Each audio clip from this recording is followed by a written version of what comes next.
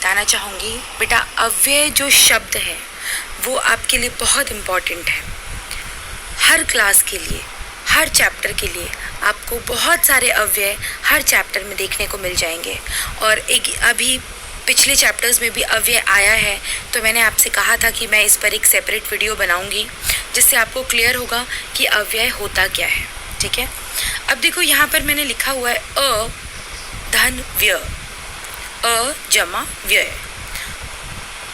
व्यय का अर्थ होता है बच्चों खर्च करना या खर्चा होना, और अव्यय जिसका खर्च ना हो सके, यानी ऐसे शब्द जिसका कभी कोई खर्च ना हो सके। अब कहोगे आप कि मैम खर्च कैसे होगा, शब्द कैसे खर्च होंगे? तो चलो आगे हम पढ़ते हैं। ठीक है, इंग्लिश में इसी को डिक्लाइनेबल कहते हैं और संस्कृत और हिंदी में अव्यय शब्द कहते हैं। आओ पढ़ते हैं आगे।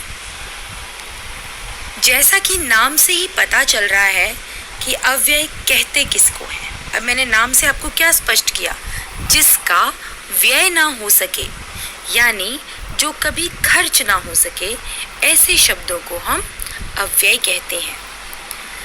अब पढ़ते हैं इसकी आगे परिभाषा। जिस पद में किसी प्रकार का कोई व्यय नहीं होता है, अर्थात पद में न तो कुछ जुड़ता है और न ही उसमें से कुछ कम होता है, उस पद को अव्यय कहते हैं। यानी जो भी पद, जो भी शब्द है, उसमें न तो कोई मात्रा जुड़ेगी, ना ही कोई मात्रा घटेगी, ना ही उसमें से कोई शब्द कम होगा, ना ही उसमें से कोई शब्द ज़्यादा होगा। वो जैसा है वो वैसा ही रहेगा। अब कहाँ कहाँ पर वो वैसे का वैसा रहेगा, आओ आगे पढ़ते हैं उसे हम। देखो अव्यय, इसके ऊपर एक श्लोक भी है जिससे और अच्छे से आपको क्लियर हो जाएगा। संस्कृत के वे शब्द जो सर्वदा एक जैसे ही रहते हैं, जिनमें विभक्ति, वचन तथा लिंग के आधार पर कोई परिवर्तन नहीं होता, उन्हें अव्यय कहते हैं। अब फिर से आप इस लाइन को ध्यान देना, जिनमें विभक्ति, वचन और लिंग के आधार पर कोई परिवर्तन नहीं होता। अभी तक मैंने आपको जितने शब्द कराए हैं उसमें आपने देखा होगा कि वो शब्द जैसे ही वचन में जाते हैं, एक वचन से द्विवचन, द्विवचन से बहुवचन और लिंग दोनों में परिवर्तित हो जाते हैं, वो शब्द बदल जाते हैं। पर अव्यय शब्द जो होते हैं बच्चों, वो किसी भी अवस्था में परिवर्तित नहीं होते हैं, वो नहीं बदलते हैं। तो एक तो आपको ये पॉइंट बहुत अच्छे से क्लियर हो गया कि कोई भी जो शब्द होगा अव्यय में, वो किसी भी ना तो वचन में चेंज होगा और ना ही वो किसी भी लिंग में चेंज होगा और ना ही किसी विभक्ति में चेंज होगा। अब आप काफ़ी लोगों को विभक्ति नहीं पता, तो वो मैं आगे बताऊंगी। ठीक है, उन्हें हम क्या कहते हैं, अव्यय कहते हैं। अब एक छोटा सा श्लोक है इसके ऊपर, इसका अर्थ हम जानते हैं और श्लोक भी पढ़ते हैं।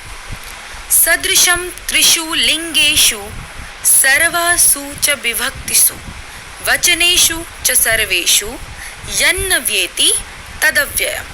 वही अर्थ है सदृशु त्रिषु लिंगेषु, जो तीनों लिंगों में सदृश वैसे का वैसे समान रहते हैं, सर्वासु च विभक्तिषु और सभी विभक्तियों में बिल्कुल सेम रहते हैं, वचनेषु च सर्वेषु हर वचन में, यानी 3 वचन है संस्कृत में, तीनों वचनों में भी समान रहते हैं, यन व्येति तदव्ययम्। ऐसे ही शब्दों को क्या कहते हैं, हम अव्यय कहते हैं। चलो आगे आते हैं। इसका प्रयोग हम संस्कृत वाक्यों में बहुतायत मात्रा में करते हैं। जितने भी संस्कृत वाक्य हैं इसमें, या संस्कृत के पाठ हैं, कथा है, गद्य है, पद्य है, उसमें बहुत सारे शब्द अव्यय के प्रयोग में आते हैं। वैसे तो संस्कृत में अव्यय बहुत हैं, लेकिन यहाँ पर प्रचलित अव्ययों को ही दिया जा रहा है। ठीक है, क्योंकि ये बहुत सारे हैं, आप अभी इतने सारे नहीं कर पाओगे। मैंने यहाँ पर जितने का संकलन किया है वो काफ़ी तो इसमें बहुत इजी हैं, बहुत सरल हैं, और कुछ थोड़े से मुश्किल भी हैं, कठिन भी हैं। क्यों? क्योंकि आगे जब आप पाठ पढ़ते हो तो उसमें दोनों तरह के शब्द आते हैं, मुश्किल भी और आसान भी। चलो अब अव्यय को बेटा समझने के लिए सबसे आसान तरीका है कि आप उनके सभी शब्दों के अर्थ को याद कर लो। मान लो 20, 25 या 30 इतने ही अव्यय हैं, इससे ज़्यादा मैं आपको नहीं दे रही हूँ। तो इन सभी का जब आप अर्थ जान लोगे, इसके अर्थ को आप अच्छे से याद कर लोगे, तो आप बहुत ही अच्छे से अव्यय के शब्दों को समझ जाओगे। और इस पे टेस्ट कैसा आता है, इस पे लाइन आती है, जैसे हम फिल इन द ब्लैंक्स बोलते हैं ना, वाक्य की पूर्ति करो, तो वाक्य की पूर्ति करने के लिए फिल इन द ब्लैंक्स के लिए लाइन आती है, और आपको उस लाइन के अंदर उस लाइन से जुड़ा हुआ अव्यय शब्द भरना होता है। तो वो आप कैसे भर सकते हो, तभी भर पाओगे जब आपको उन अव्यय शब्दों के अर्थ पता हो। चलो आओ पढ़ते हैं क्या है। सर्वत्र, सर्वत्र का अर्थ है सब जगह। कुत्र, कहाँ। अद्य, आज। ह्यः, कल। कौन सा कल, बीता हुआ। स्वः, कल। ये भी कौन सा कल है, आने वाला, जैसे येस्टरडे और टुमारो होता है ना, वैसे ही। परश्व, परसों। अत्र, यहाँ। तत्र, वहाँ। यथा, जैसे। तथा, तैसे। एवं, ऐसे। कथम, कैसे। सदा, हमेशा। कदा, कब। यदा, जब। तदा, तब। अधुना, अब। अधुनैव, अभी। इसमें अधुना और ऐव दोनों को जोड़ा हुआ है, तो ये बना है अधुनैव, तो ये हो गया अभी। अब आप देख रहे हो कि ये जितने भी संस्कृत के शब्द हैं, ये आपको हर लिंग, हर वचन, हर विभक्ति में एक जैसे ही मिलेंगे। इसमें कोई भी मात्रा कभी भी ना जुड़ेगी, ना कम होगी, ना ही कोई इसमें से वर्ण हटाया जाएगा, ना ही ऐड किया जाएगा। ये शब्द जैसे हैं ये वैसे ही रहेंगे, यही इनकी क्वालिटी है। ठीक है, आओ और भी पढ़ते हैं हम आगे। कदापि, अब इसमें भी दो शब्द जुड़े हुए हैं। कौन कौन से, कदापि, ये संधि किया हुआ है। अभी आप मुझसे, कुछ बच्चे ये भी क्वेश्चन करेंगे कि मैम आपने तो बोला है कि कोई मात्रा जुड़ेगी नहीं, तो ये कैसे एक साथ है। तो बेटा ये एक साथ संधि से है, ये दो अलग शब्द हैं, ये दोनों की मात्राएं भी अलग हैं। तो जब हम संधि करते हैं तो दो शब्दों को एक साथ जोड़ते हैं। जिन बच्चों को संधि पता है वो तो बहुत अच्छे से समझ जाएंगे, जिनको संधि नहीं पता है उनको मैं आगे संधि भी सिखाऊंगी। ठीक है, कदापि, कभी भी, और ये इसमें दो शब्द कौन से जुड़े हुए हैं, कदा और अपि। पुनः, फिर। च, और। अब देखो च एक अपने आप में एक अकेला वर्ण है, लेकिन इसका भी अर्थ है, ये एक अव्यय है। च का मतलब होता है और। न, नहीं। ही, वा, या, अथवा, या। अपि, भी। तू, लेकिन या तो। शीघ्रम, जल्दी। शनैः शनैः, धीरे धीरे। धिक्, धिक्कार। प्रति, और नहीं, और जो किसी की ओर हम पॉइंट आउट करते हैं दिशा की तरफ, वो और। विना, बिना। सह, साथ। कुतः, कहाँ से। नमः, नमस्कार। अब हम लोग नमो नमः बोलते हैं ना, तो वो क्या होता है, वही वाला नमः है ये, नमस्कार। स्वस्ति, कल्याण हो। ठीक है, आओ आप कुछ और मैंने टेबल बना दिए हैं, ये थोड़े से डिफिकल्ट आपको लगेंगे, बट ये डिफिकल्ट है नहीं, एक बार आपको याद हो जाएंगे तो ये बहुत इजी लगेगा। अकस्मात, अचानक। अग्रतः, आगे या सामने।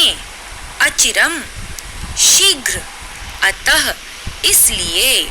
अतीव, बहुत। इति, यह, इस प्रकार या बस। इत्थम, इस प्रकार। इदानीम, इस समय। इह, यहाँ। अब यहाँ के दो हैं, ठीक है, आपको मैंने एक ऊपर भी पढ़ाया है और यहाँ इह भी है। आप देखना जब आप इसको लिखोगे तो आप इसको ध्यान रखना कि यहाँ के लिए दो शब्द हैं। ईषत, कुछ या थोड़ा।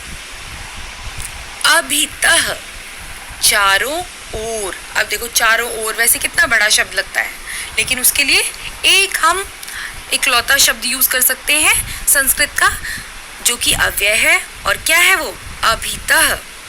अलम, बस या पर्याप्त। आराध, दूर, समीप, इतः यहाँ से, इतस्ततः इधर उधर। ये शब्द आपके चैप्टर में बहुत बार आएगा, आप आगे पार्ट में पढ़ोगे तो आपको बहुत बार ये मिलेगा। कथचितम किसी प्रकार, कदा कब, कदाचित कभी, शायद, कदापि कभी, नक्तम रात में, किंच और, किंतु, लेकिन, किम क्या, क्यों, कुतः कहाँ से, कुत्र कहाँ, न नहीं, नाना। अब ये नाना वो शब्द नहीं है जो आप रिश्ते के लिए जोड़ते हो, आप अपनी मम्मी के पापा को बोलते हो ना, ये वो वाला नहीं है। नाना प्रकार, हर तरह से, ऐसे इसको हम इसका अर्थ लेते हैं। नाना हर तरह से, निकषा नजदीक, निश्चय नीचे, नूनम अवश्य, अत्र यहाँ, अथ तब इसके बाद, अथ किम हाँ तो क्या, अद्य। अब यहाँ पे अथ और किम दोनों अलग अलग शब्द हैं, लेकिन जब ये एक साथ हम बोलेंगे तो उसका अर्थ हो जाएगा हाँ तो क्या।